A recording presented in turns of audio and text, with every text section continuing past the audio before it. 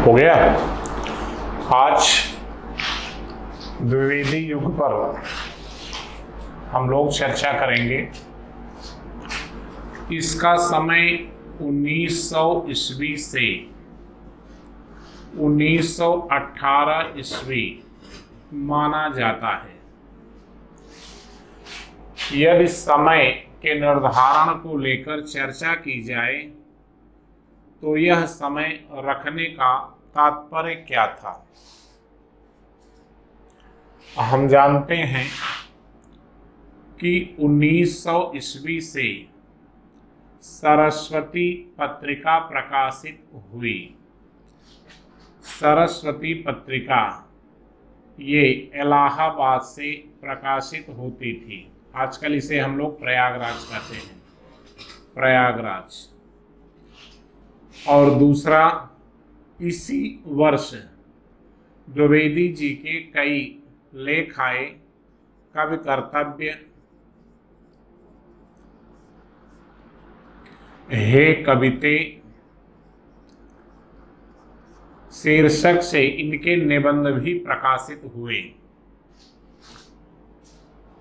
परिणाम ये हुआ कि आचार्य द्विवेदी जो दौलतपुर रायबरेली में 1864 ईस्वी में पैदा हुए थे और 1900 ईस्वी में सरस्वती के प्रकाशित अंक में उनके लेख भी आते हैं और वे खड़ी बोली के उत्थान के लिए कार्य भी करते हैं। तो मूल तौर पर देखा जाए तो द्विवेदी युग का प्रस्थान बिंदु 1900 ईस्वी माना जाता है और यही सरस्वती पत्रिका का भी प्रकाशन वर्ष है। द्विवेदी युग में गद्य की विधाएं भी शुरू हुई। जैसे भारतीय युग में प्रायः कई नई विधाएं शुरू होती हैं, उसी प्रकार द्विवेदी युग में भी गद्य की विधाएं शुरू हुई। जैसे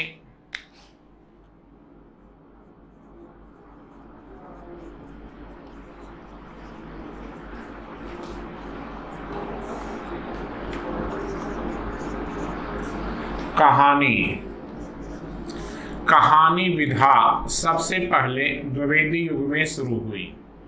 संस्मरण भी द्विवेदी युग में ही शुरू हुआ।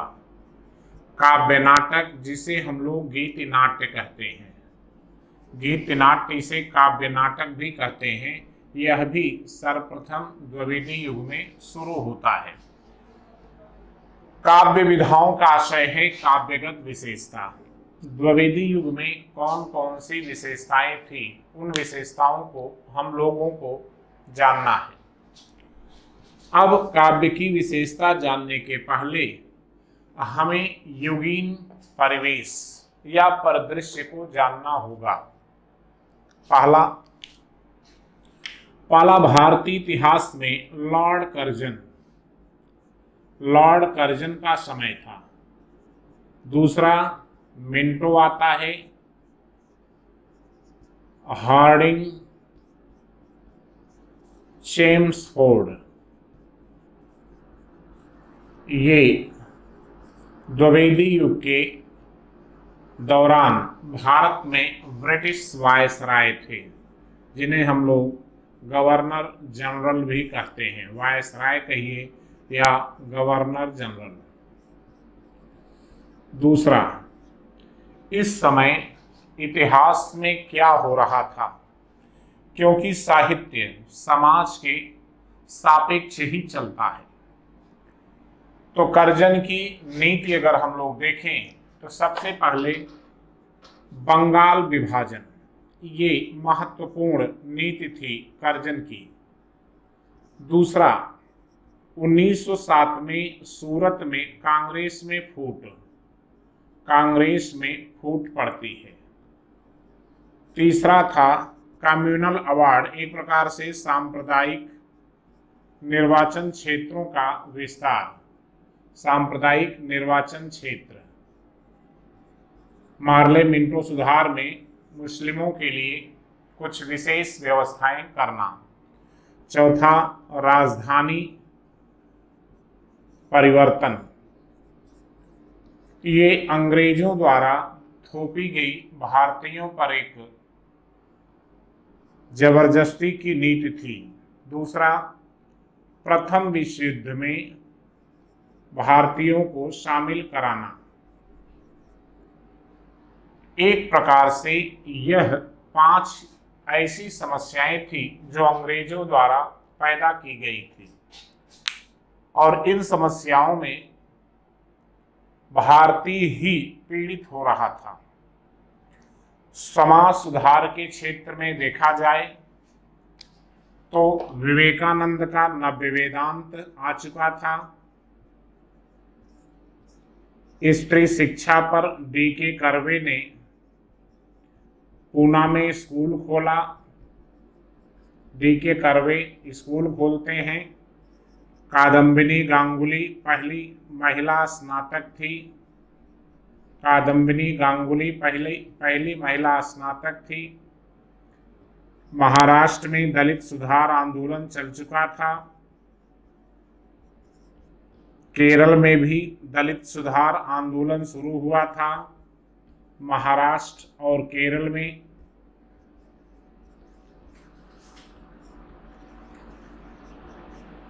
और कांग्रेस ने भी स्वशासन की नीति अपनाई हुई थी। तो एक प्रकार से ये भारतीयों द्वारा प्रस्तुत एक रोल मॉडल था और ये अंग्रेजों द्वारा भारतीयों पर थोपे जाने वाली जबरन की एक व्यवस्था थी। अब इसकी प्रतिक्रिया भी होती है। प्रतिक्रिया में हम लोग देखते हैं कि क्रांतिकारी युवकों का तेजी से राष्ट्रीय आंदोलन में शामिल होना। क्रांतिकारी युवक बड़ी संख्या में आंदोलन में शामिल होने लगे। परिणाम यह होता है कि अब युवाओं में एक आक्रोश बढ़ना शुरू हुआ।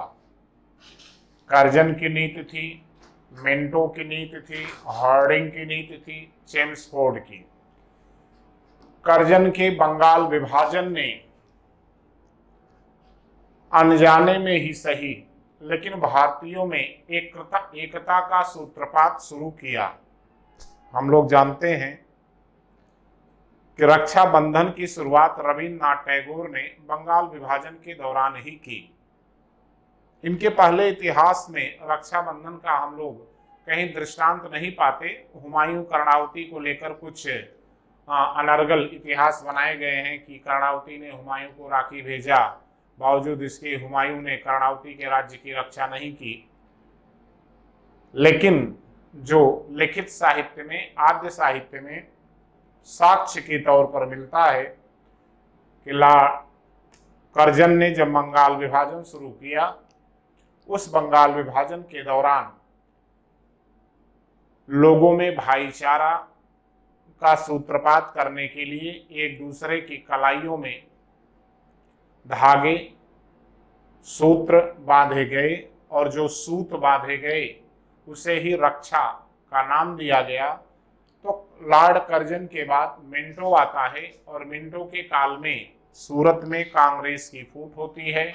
अब कांग्रेस में 2 दल था, एक नरम दल, दूसरा गरम दल। गरम दल में बाल गंगाधर तिलक, बिपिन चंद्र पाल और लाला लाजपत राय थे। तिलक का संबंध महाराष्ट्र से था, लाला लाजपत राय का संबंध लाहौर से था और बिपिन चंद्र पाल का संबंध बंगाल से था। ये तीनों गरम दल का नेतृत्व कर रहे थे और अपने व्यक्ति को अध्यक्ष बनाने के लिए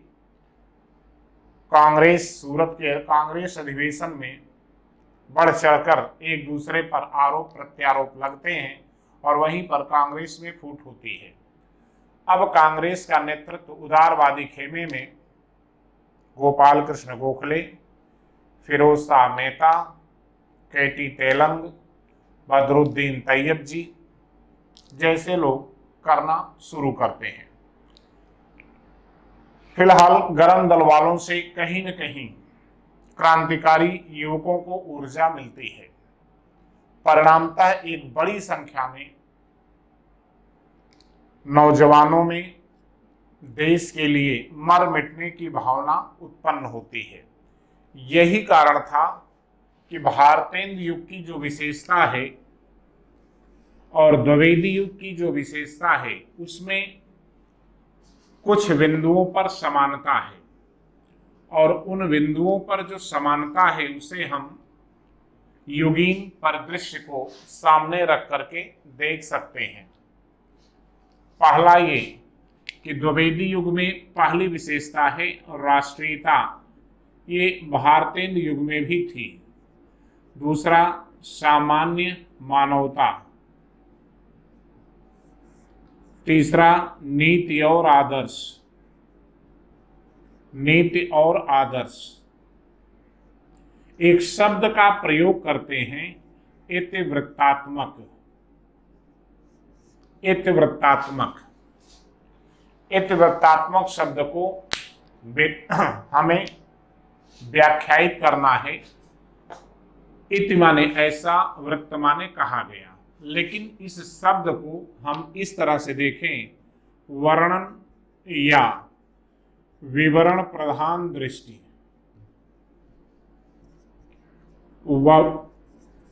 वर्णन या विवरण प्रधान दृष्टि मतलब नीति और आदर्श के ढंग पर अपने गौरवशाली अतीत का वर्णन करिए अथवा विवरण प्रधानतया दीजिए। तो वर्णन करना या विवरण देना, एक प्रकार से अगर रामचरित उपाध्याय रामचरित चिंतामणि लिखते हैं या हरिऔध प्रिय प्रवास लिखते हैं तो उसमें क्या करते हैं, अपना अतीत का गौरवशाली जो अतीत हमारा है, जो हमारे उत्थान की प्रक्रिया थी, उदात्त की प्रक्रिया थी, उसका अक्षरशः वर्णन करना, उसका अक्षरशः विवरण देना। तो एक प्रकार से वर्णन या विवरण प्रधान दृष्टि को हम लोग कहते हैं इतिवृत्तात्मक दृष्टि। तो द्विवेदी युग में राष्ट्रीयता पहली विशेषता है, सामान्य मानवता दूसरी विशेषता है, इतिवृत्तात्मकता ये तीसरी विशेषता है। और सबसे ज्यादा परीक्षा में इतिवृत्तात्मकता ही क्वेश्चन आया हुआ है कि इतिवृत्त किस युग की प्रधान विशेषता है। प्रायः सभी परीक्षाओं में ये क्वेश्चन आता है। और चौथा जो आता है वर्ण विषय का क्षेत्र विस्तार। वर्ण विषय का क्षेत्र विस्तार। और पांचवी विशेषता है हास्य व्यंग्य। छठी विशेषता है विविध काव्य रूपों का प्रयोग। विविध काव्य रूपों का प्रयोग। और अगली विशेषता है भाषाई चेतना, वही जैसे भारतेंदु युग में विशेषता थी। जरा भारतेंदु युग से इसकी तुलना करें तो भारतेंदु युग की जो विशेषता थी भारतेंदु युग की, उसमें पहली थी राष्ट्रीयता, दूसरी थी सामाजिक चेतना, तीसरी थी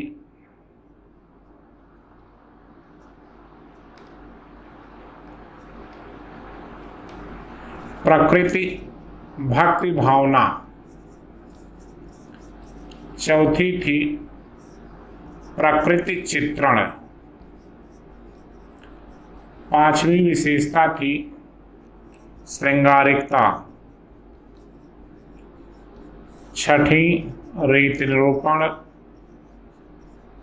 सातवीं हास्य व्यंग्य, आठवीं समस्या पूर्ति, नौवीं भाषाई चेतना। तो एक प्रकार से चाहे ये भारतेंद्र युग की विशेषता हो या द्विवेदी युग की, इसमें कुछ चीजें ऐसी हैं जो दोनों में कॉमन है। इस संदर्भ में राष्ट्रीयता यहाँ भी है, राष्ट्रीयता यहाँ भी है। यहाँ सामाजिक चेतना है, यहाँ सामान्य मानवता है। यहाँ भक्ति भावना है, यहाँ भक्ति भावना नहीं। प्रकृति चित्रण, श्रृंगारिकता, रीति निरूपण, ये चार विशेषता द्विवेदी युग में नहीं है। हास्य व्यंग्य फिर है, समस्या पूर्ति एक अलग विशेषता है, भाषाई चेतना है। विविध काव्य रूपों का प्रयोग भारतीय युग में भी आप बना सकते हैं, इसलिए कोई नई विशेषता नहीं है। महत्वपूर्ण क्या है? इतिवृत्तात्मकता यहाँ पर, और यहाँ पर महत्वपूर्ण क्या है? समस्या पूर्ति। ये दो प्रश्न दोनों में आते हैं। अब जरा ये देखना है कि भारतेंद्र युग और द्विवेदी युग में किन बातों में द्विवेदी युग भारतेंद्र युग से एक कदम आगे बढ़ता है। तो उसका कारण है भारतेंद्र युग में उदारवादी, यहाँ उदारवादी चरण था, लेकिन यहाँ उदारवादी को हम उग्र रूप में देखेंगे।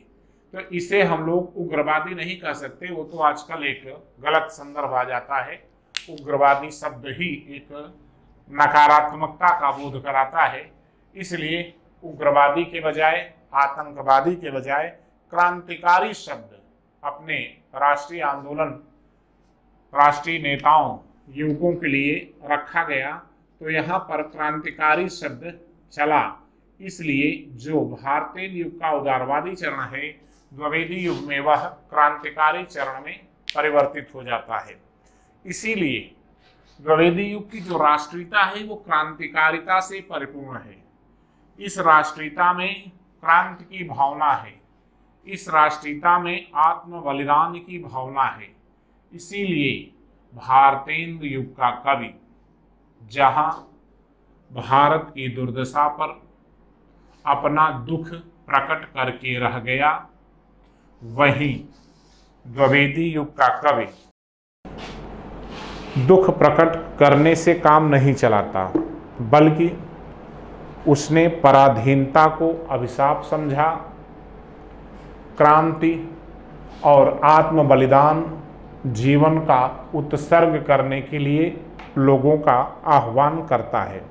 स्वयं आप पढ़ेंगे कि नाथुराम शर्मा शंकर अलीगढ़ के कवि थे, इन्होंने एक बलिदान गान शीर्षक से कविता लिखी है, बलिदान गान। और इस शीर्षक में इन्होंने लिखा कि देशभक्त वीरों मरने से नेक नहीं डरना होगा, देशभक्त वीरों मरने से नेक नहीं डरना होगा, प्राणों का बलिदान देश की बेदी पर करना होगा, प्राणों का बलिदान देश की वेदी पर करना होगा।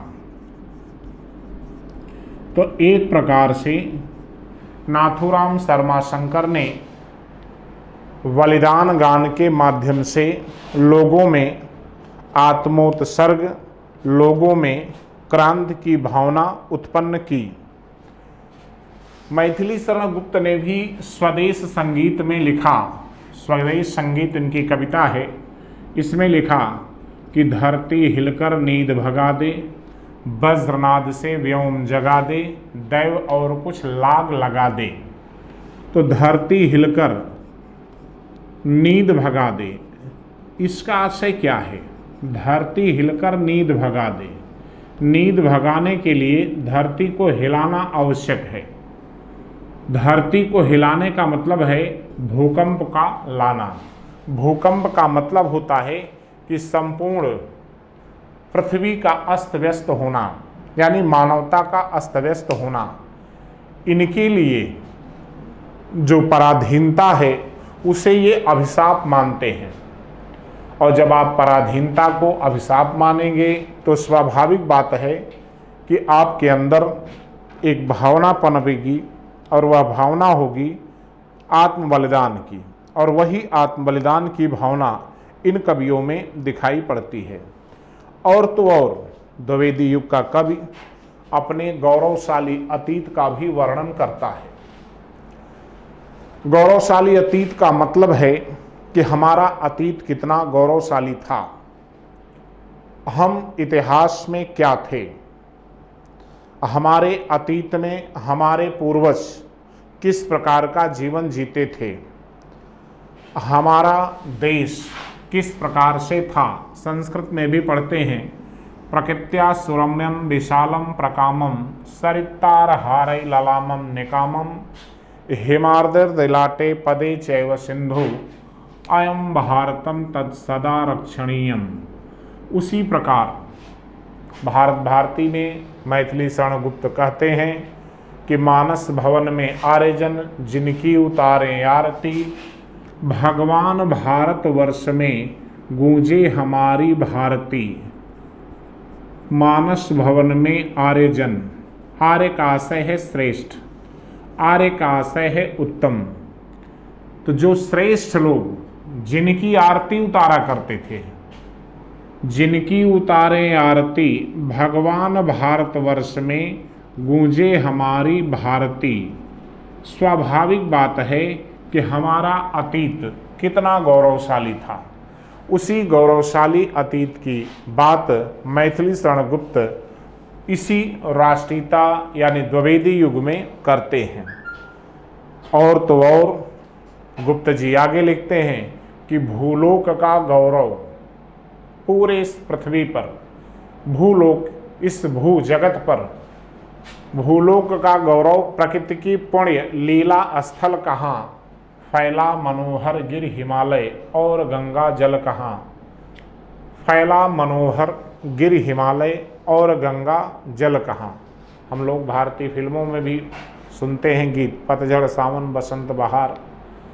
तात्पर्य है कि भारत ही एक ऐसा राष्ट्र है जहाँ विविध मौसम हैं, विविध प्रकार के लोग हैं, विविध प्रकार के गीत हैं, विविध प्रकार के गान हैं। चाहे वो जैसलमेर से लेकर के अरुणाचल तक जाएं, अथवा आप कन्याकुमारी से लेकर कश्मीर तक, अनेके च वेशा अनेके च देशा अनेकानि रूपाणि भाषा अनेका। अनेक वेशभूषा है, अनेक प्रकार की जीवन शैली है, अनेक प्रकार का रहने का ढंग है, अलग अलग व्यंजन है, अलग अलग लोगों की अपनी सोच है।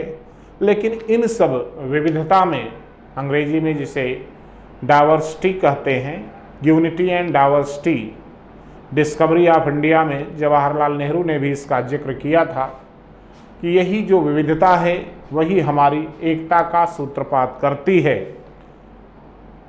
और इसी विविधता का वर्णन स्वयं मैथिली शरण गुप्त भारत भारती में करते हैं।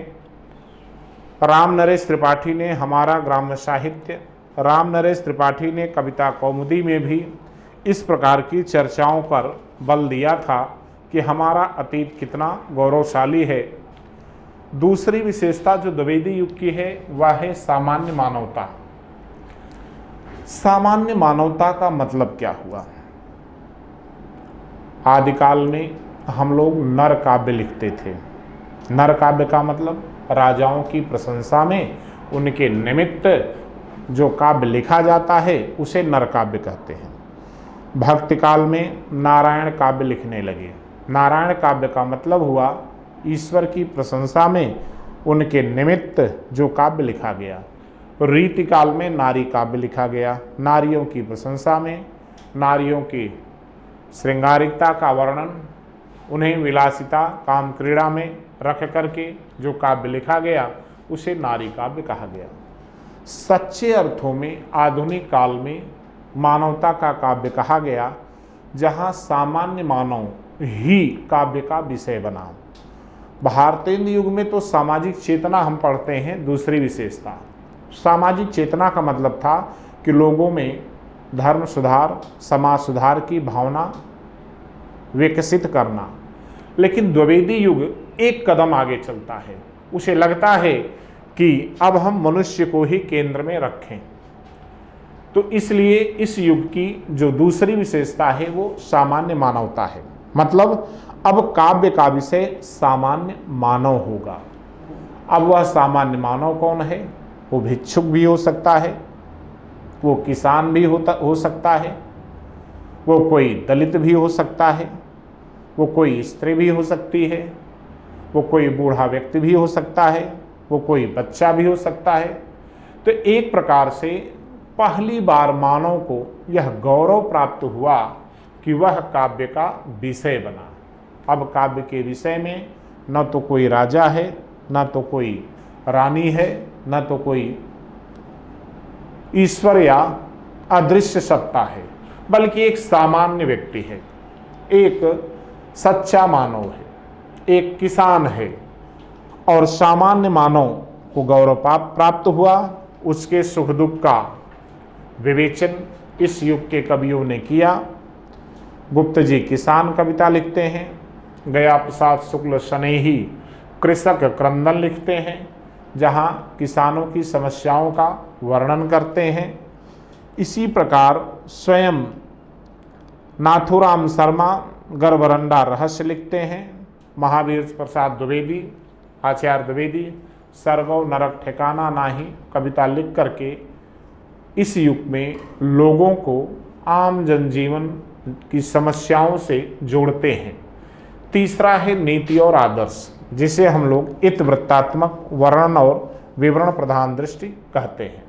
तो इसका आशय ये हुआ कि इतिहास और पुराण से ग्रहित हम इतिहास या पुराण से कोई कथा प्रसंग लेंगे और उसी प्रसंग को अपने अनुकूल लिखेंगे। यानी अपने अनुकूल लिखने का आशय हुआ कि हम आदर्श और उज्जवल कथाएं लेंगे। हमारी इतिहास की वही कथाएं आएंगी जो आदर्शवादी हों, जो उज्जवल हों, जो संदेश परक हों और जो लोगों को गहरी अनुभूतियों तक जोड़ सकें। परिणाम ये हुआ, आचार्य द्विवेदी ने अनेक कवियों का आह्वान किया और इसी के सापेक्ष हरिऔध ने खड़ी बोली का पहला महाकाव्य प्रवास लिखा। मैथिली शरण गुप्त ने साकेत लिखा। गोकुल चंद शर्मा ने गांधी गौरव लिखा। गोकुल चंद शर्मा ने गांधी गौरव लिखा। रामचरित उपाध्याय ने रामचरित चिंतामणि लिखा। रामचरित चिंतामणि लिखा। तो एक प्रकार से जो हमारे उज्जवल इतिहास और पुराण की उज्जवल कथाएं थी, उसी कथाओं को लेकर आप देखते हैं राम नरेश त्रिपाठी आते हैं। इन्होंने मिलन, पथिक, मानसी इस प्रकार से पौराणिक कथाओं का सृजन किया जो नीति और आदर्श परक थी। चौथी विशेषता है द्विवेदी युग की वर्ण विषय का क्षेत्र विस्तार। इसका मतलब क्या हुआ? इसका मतलब ये हुआ कि अब काव्य के क्षेत्र का विस्तार किया जाए। मतलब ये है कि अब तक हम काव्य की एक सीमा रेखा के भीतर ही लिखते थे। काव्य शास्त्र का एक ढांचा था और उसी काव्य शास्त्र के ढांचे के अनुकूल ही हम काव्य का सृजन करते थे, चाहे वो छंदोबद्ध कविता हो, वर्णिक छंद हो या मात्रिक छंद हो। लेकिन पहली बार काव्य वर्ण विषय का क्षेत्र विस्तार किया गया। यानी अब हम न तो किसी नर को केंद्र में रखकर काव्य लिखेंगे, यानी कोई राजा, न ही नारायण, न ही नारी, बल्कि काव्य कहीं पर और किसी पर भी हो सकती है। इसीलिए आचार्य द्विवेदी ने कवि कर्तव्य शीर्षक से एक निबंध लिखा और कवि कर्तव्य शीर्षक निबंध में उन्होंने काव्य के क्षेत्र का विस्तार किया और कहा चींटी से लेकर हाथी पर्यंत पशु, मतलब चींटी पर भी कविता कर सकते हैं, हाथी पर भी कविता कर सकते हैं। तो चींटी से लेकर हाथी पर्यंत पशु, भिक्षुक से लेकर राजा पर्यंत मनुष्य, बिंदु से लेकर समुद्र पर्यंत जल, अनंताकाश, अनंत पठार, किसी पर भी कविता हो सकती है। यानी काव्य का दायरा एक विस्तृत हो गया, काव्य के दायरे को एक लंबा फलक मिला, एक विस्तृत क्षेत्र मिला, और उसी विस्तृत क्षेत्र में अब रचनाएं हो सकती हैं। परिणाम ये हुआ कि प्रिय प्रवास में स्वयं हरिऔध लिखते हैं, दिवस का अवसान समीप था, गगन था कुछ लोहित हो चला। यानी राधा कृष्ण जो पौराणिक पात्र हैं उन्हें वर्तमान मानव के संदर्भों से जोड़ा और राधा कृष्ण के प्रेम को वैश्विक प्रेम बनाने का प्रयास किया। यही नहीं, साकेत में आप देखते हैं कि उर्मिला काव्य की नायिका बनी, उर्मिला को साकेत में महत्वपूर्ण स्थान दिया गया। मिलन, पथिक, मानसी राम नरेश त्रिपाठी ने लिखा। तो एक प्रकार से अब गांधी गौरव, गांधी पर भी कविता होगी, रंग में भंग भी लिखा जाएगा, जयद्रथ वध भी लिखा जाएगा, साकेत भी लिखा जाएगा, यशोधरा भी लिखा जाएगा। तो एक प्रकार से काव्य का दायरा बढ़ा। पांचवी विशेषता है हास्य व्यंग्य। हास्य व्यंग्य जो भारतेंद्र युग में था, भारतेंद्र युग का जो हास्य व्यंग्य है वो जिंदा दिली है, फक्कड़पन है, चुटकी और चोटीला अंदाज है। वह अंदाज द्विवेदी युग में उतना नहीं था, लेकिन जो कुछ भी था वो तत्कालीन परिवेश को देखकर लिखा गया। जैसे पढ़ा लिखा वर्ग तेजी से आता है और अपने परंपरागत वस्त्रों को बदलकर सूट बूट धारण करना शुरू करता है। इस पर आचार्य द्विवेदी की एक कविता है, सरगव नरक ठिकाना नाही। सरगव नरक ठिकाना नाही कविता में द्विवेदी जी व्यंग्य करते हैं कि सूट बूट पहन के हम बाबू बने डेरात डेरात। तो एक प्रकार से जो लोग अपने परंपरागत वस्त्रों को त्याग कर नए वस्त्रों को धारण करते हैं और वे वस्त्र बिल्कुल उनको फिट नहीं बैठते, वो अंग्रेजों के अनुकरण पर धारण करते हैं, उन पर एक प्रकार से व्यंग्य था। दूसरा आप देखेंगे कि जो लकीर की फकीरी थी, कुरीतियाँ थी, आडंबर थे, अंधविश्वास थे, उन अंधविश्वासों पर भी कविताएं इस युग के कवियों ने लिखा। आप पढ़ेंगे बाल मुकुंद गुप्त ने एक कविता लिखी थी कर्जनाना, लाड़ कर्जन पर व्यंग्य करने के लिए।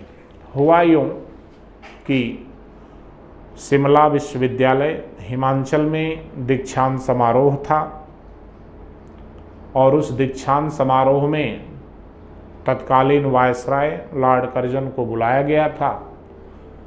कर्जन मंच से बोलते बोलते एकाएक बोल गया कि सत्य का आदर्श पश्चिम से आया हुआ है, भारतीय झूठे हैं, फरेबी हैं, मक्कार हैं, ये कभी सत्य नहीं बोलते, हम पश्चिम वालों ने इन्हें सत्य बोलना सिखाया।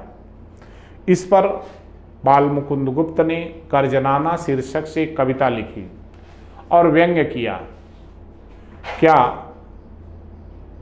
हमसे सच की सुनो कहानी, जिससे मरे झूठ की नानी, सच है सभ्य देश की चीज, इसकी तुमको कहाँ तमीज, औरों को झूठा बतलाना, अपने सच की डींग हाँकना। तो ये एक प्रकार से लॉर्ड कर्जन पर कर्जनाना शीर्षक कविता में व्यंग्य था। बाद में आजकल का सुख भी लिखा। नाथूराम शर्मा शंकर ने गर्भरंडा रहस्य पर व्यंग्य किया कि ईस गिरजा को छोड़ ईसु गिरजा में जाए, यानी अपने जो आराध्य देव हैं उनको छोड़कर हम लोग गिरजा घर में जाने लगे हैं, क्योंकि वहाँ सूट बूट नहीं उतरता है, वैसे ही जाकर हम मंच पर या कुर्सी पर बैठ जाते हैं। अन्य कवियों ने भी इस दिशा में रचनाएं लिखी। एक विशेषता है नंबर 6 पर, विविध काव्य रूपों का प्रयोग। विविध काव्य रूपों का प्रयोग का मतलब होता है एक प्रबंध काव्य है। प्रबंध काव्य, प्रबंध काव्य में ही महाकाव्य और खंड काव्य भी आते हैं। महाकाव्य, खंड काव्य, इसके अलावा मुक्तक काव्य होता है। मुक्तक काव्य, तो ये काव्य के भेदों में चलता है, प्रबंध, मुक्तक, फिर प्रबंध में महाकाव्य, खंड काव्य। तो अगर अलग अलग ढंग से देखा जाए तो प्रबंध काव्य 1 हो गया, मुक्तक काव्य 2 हो गया, महाकाव्य 3, खंड काव्य 4, और इन दोनों का मिश्रण प्रबंध मुक्तक भी कर सकते हैं 5। तो अगर इन 5 विधाओं पर रचनाएं लिखी गई तो कहा जाएगा कि विविध काव्य रूपों का प्रयोग इस युग के कवियों ने किया है। तो 5 विधाएं तो यही हो गई। कुछ फुटकल रचनाएं होती हैं, 10 पंक्तियों की, 20 पंक्तियों की, तुकबंदी में, तुकबंदी से मुक्त होकर, तो एक प्रकार से फुटकल काव्य लिखा जाना। प्रबंध काव्य जैसे रामचरित चिंतामणि, ये प्रबंध काव्य हो गया। फिर मुक्तक काव्य जगन्नाथ प्रसाद शर्मा का आप पढ़ते हैं, जगन्नाथ दास रत्नाकर का है मुक्तक काव्य। प्रबंध और फिर महाकाव्य प्रिय प्रवास पढ़ते हैं, साकेत पढ़ते हैं। खंड काव्य गांधी गौरव पढ़ते हैं, रंग में भंग पढ़ते हैं, मिलन, पथिक, ये सब खंड काव्य। जयद्रथ वध खंड काव्य। और उधर आप मुक्तक काव्य में जैसे वियोगी हरिका पढ़ते हैं, बिहारी सतसई पर इन्होंने लिखी थी वीर सतसई, तो वो मुक्तक काव्य हो गया।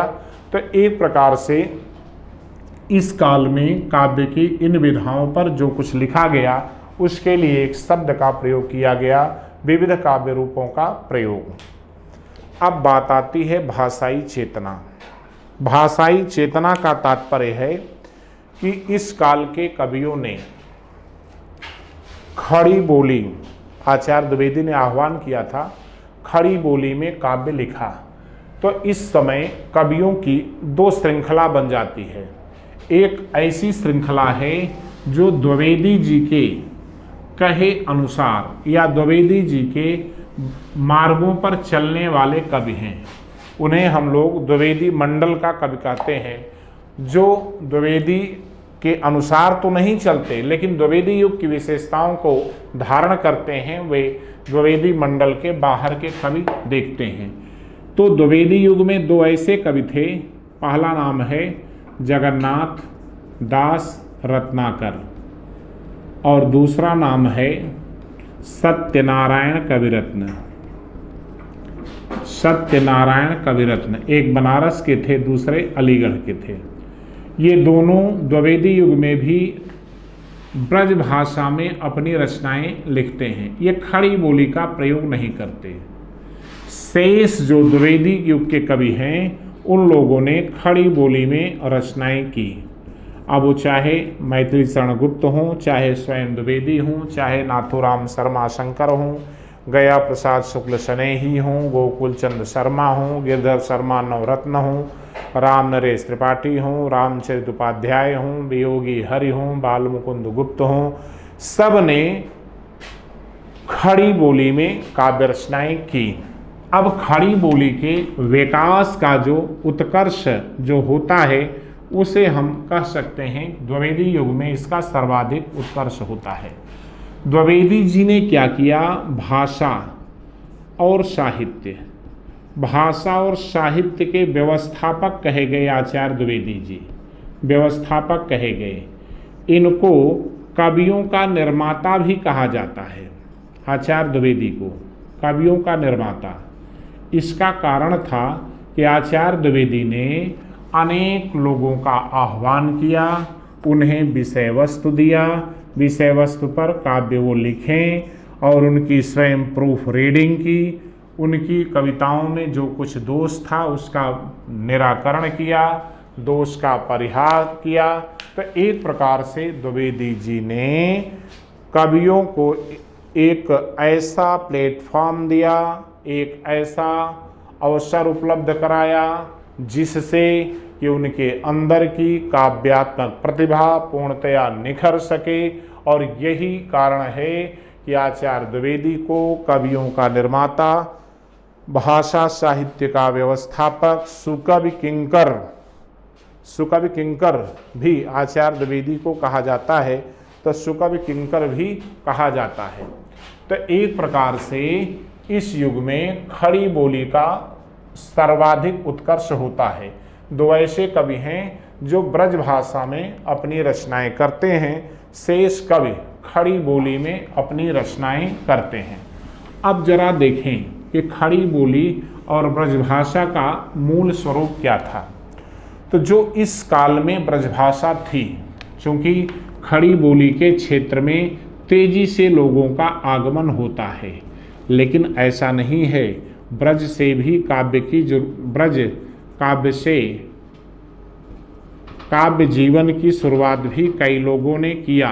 स्वयं जयशंकर प्रसाद भी देखते हैं कि ब्रज से अपने काव्य जीवन की शुरुआत करते हैं।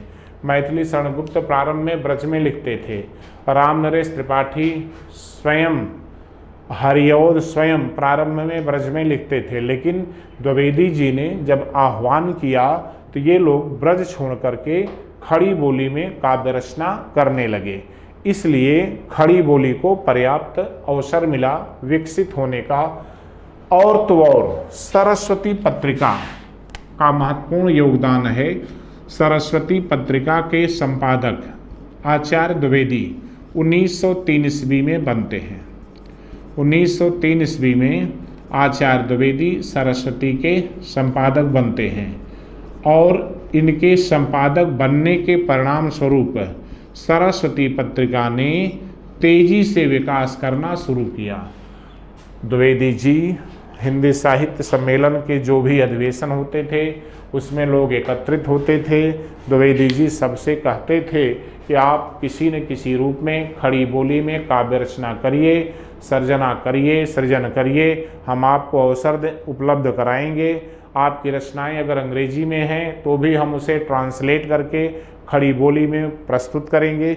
ऐसे बाहर के कई कवियों, कई लेखकों, या आजकल जिन्हें हम NRI या PIO कहते हैं, NRI जो अप्रवासी भारतीय हैं, PIO जिन्हें हम लोग कहते हैं पर्सन ऑफ इंडियन ओरिजिन, तो ये अप्रवासी भारतीय या भारतीय मूल के लोग, कभी कोई किसी सेमिनार में द्विवेदी जी से मुलाकात हुई तो द्विवेदी जी ने सबसे कहा कि आप काव्य सृजन करिए और आप अंग्रेजी में लिखते हैं तो उसे हम खड़ी बोली में रूपांतरित करेंगे और आपके नाम से रचनाएं प्रकाशित करेंगे। और बड़ी संख्या में इन लोगों ने रचनाएं लिखी। द्विवेदी जी ने सबका प्रकाशन किया। द्विवेदी जी बड़े ढंग से और व्यापक रूप में इन सबको प्रकाशित करने के कारण साहित्य में एक अविस्मरणीय उपलब्धि अर्जित करते हैं। इसीलिए आचार्य द्विवेदी को रसज्ञ रंजन कहा गया, आचार्य द्विवेदी को सुकवि किंकर कहा गया, आचार्य द्विवेदी को कवियों का निर्माता कहा गया, आचार्य द्विवेदी को भाषा एवं साहित्य का व्यवस्थापक कहा गया। भाषा एवं साहित्य का व्यवस्थापक कहा गया। तो एक प्रकार से आचार्य द्विवेदी हिंदी साहित्य में एक मील के पत्थर बने और द्विवेदी युग भी हिंदी साहित्य में महत्वपूर्ण उपलब्धियों के लिए जाना गया। सबसे बड़ी उपलब्धि थी कि हम नीति और आदर्श, सबसे बड़ी उपलब्धि थी स्त्रियों के सुधार के लिए, सबसे बड़ी उपलब्धि थी कि उपेक्षित पात्रों को स्थान दिलाना। आचार्य द्विवेदी स्त्री शिक्षा के समर्थक थे। आचार्य द्विवेदी ने काव्येर उपेक्षिता, रविन्द्रनाथ टैगोर ने एक कविता लिखी थी, काव्येर उपेक्षिता शीर्षक से निबंध भी लिखा था। और आचार्य द्विवेदी ने भी कवियों की उर्मिला विषयक उदासीनता शीर्षक निबंध लिखा था, जिसमें उन्होंने उपेक्षित नारी पात्रों को मुख्य केंद्र में रख करके या उपेक्षित नारी पात्रों को प्रमुखता से स्थान देकर उन पर काव्य सृजन करने की प्रेरणा दी। यही प्रेरणा थी कि मैथिली शरण गुप्त ने साकेत लिखा, उसमें उपेक्षित नारी पात्र उर्मिला को प्रमुख स्थान दिया। यशोधरा लिखा, यशोधरा में गौतम बुद्ध की पत्नी यशोधरा को केंद्र में रख करके गुप्त जी ने संपूर्ण स्त्री जाति के लोक कल्याण, उनकी स्थितियों का भी चित्रण किया, जिसे हम लोग पढ़ते हैं यशोधरा में। स्वयं यशोधरा महाप्रजापति गौतमी से जब कहती है कि सिद्ध हेतु स्वामी गए यह गौरव की बात, पर चोरी चोरी गए यही बड़ा आघात। महाप्रजापति गौतमी उत्तर में देती है कि अबला जीवन हाय तुम्हारी यही कहानी, आंचल में है दूध और आँखों में पानी। यह संपूर्ण स्त्री जाति की कल्याण या संपूर्ण स्त्री जाति की स्थितियों का चित्रण भी करता है। इन संदर्भों में द्विवेदी युग अपनी नीतियों, द्विवेदी युग अपने नैतिक सिद्धांतों, द्विवेदी युग अपने आदर्शों, द्विवेदी युग इतिहास पुराण के वर्णन और विवरण प्रधान दृष्टियों के कारण हिंदी साहित्य में महत्वपूर्ण स्थान पाया। इस युग में जो छंदों का प्रयोग होता है उसमें आप देखते हैं कि प्रिय प्रवास में हरिऔध ने वर्णिक छंदों का प्रयोग किया, साकेत में स्वयं गुप्त जी ने मात्रिक छंदों का प्रयोग किया, भारत भारती में हरिगीतिका छंद प्रधान छंद है, स्वयं राम नरेश त्रिपाठी अथवा गांधी गोकुल चंद शर्मा गांधी गौरव में, या जगन्नाथ दास रत्नाकर, लाला भगवान दीन, सत्यनारायण कविरत्न, सब ने अलग अलग छंदों में रचनाएं लिखी। इसलिए छंदों की विविधता है, काव्य की विविधता है, रस की विविधता है और तो और विषय वस्तु का व्यापक विस्तार है, और यही द्विवेदी युग का महत्वपूर्ण सार है। ठीक है, तो आज हम लोग द्विवेदी युग की जो काव्यगत विशेषताएं हैं उनका वर्णन किया। अब अगली क्लास में कुछ इस युग के जो प्रमुख कवि हैं उनका वर्णन करेंगे, फिर छायावाद की काव्यगत विशेषताओं की चर्चा करते हैं। ठीक।